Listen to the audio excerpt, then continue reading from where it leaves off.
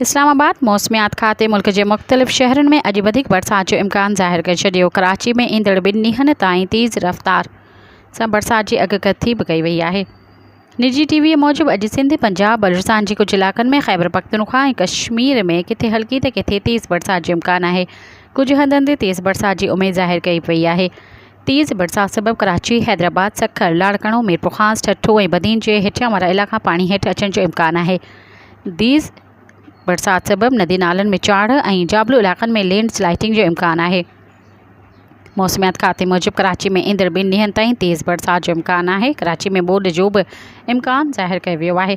कराची में वक़्फ़े सां बरसात जो सिलसिलो जारी आहे। न्यू कराची में बरसात खां पोइ सूरतहाल इंतहाई ख़राब आहे।